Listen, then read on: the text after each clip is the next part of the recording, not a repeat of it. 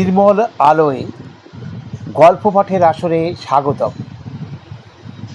এবারে আমরা আবার তেনালি রামনের গল্প শুনব। গল্পটির নাম কাঁধে পাহাড় তোলা। গল্পটি লিখেছেন অনাবিল সিদ্ধান্ত। গল্পটি ভালো লাগলে অবশ্যই শেয়ার করে দেবেন, লাইক করলে বাধিত হব। গল্প কাঁধে পাহাড় তোলা। একদিন তেনালি রামন স্বস্তিক বিজয়নগরের দিকে যাচ্ছিলেন।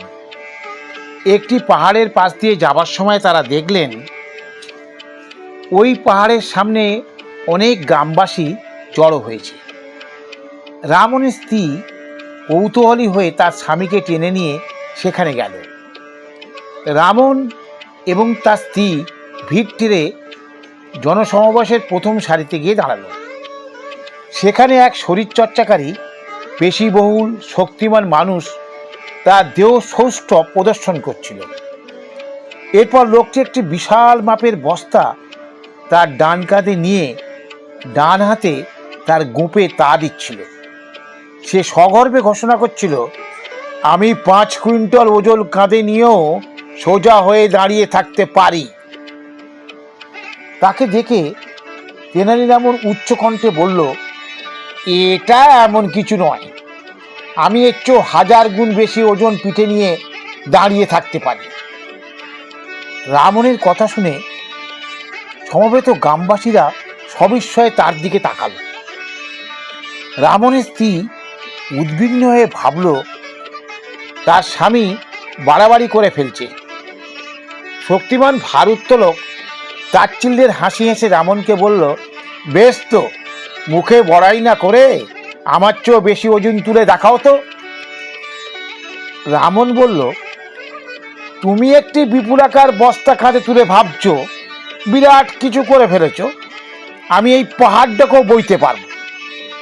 গ্রামবাসীরা ভাবল লোকটা বলে কি, একমাত্র রামভক্ত হনুমান যা করতে পারতেন এই লোকটি তা করতে পারবে বলে দাবি করছে।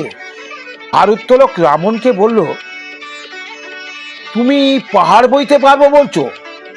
সামনেই তো পাহাড় রয়েছে, সেটা তুলে দেখাও দেখি তোমার ক্ষমতা। রামন বলল, আমি বলেছি আমি পাহাড় বইতে পারবো, আমি কি বলেছি এখনই পারবো? এর জন্য দীর্ঘদিনের প্রস্তুতি দরকার। এরপর রামন ওই ভারোত্তোলকের দিকে তাকিয়ে জিজ্ঞাসা করলো, ভারী বস্তা তোলার জন্য প্রস্তুতি নিতে তোমার কতদিন সময় লেগেছিল? ভারোত্তোলক বলল, 3 মাস।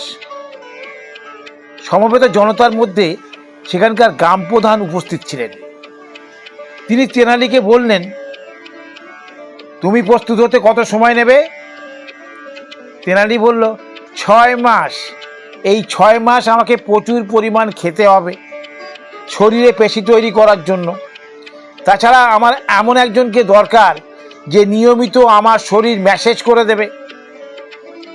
তেনালির স্ত্রী বলল, আমাদের থাকার জন্য তো একটা বাড়ি চাই।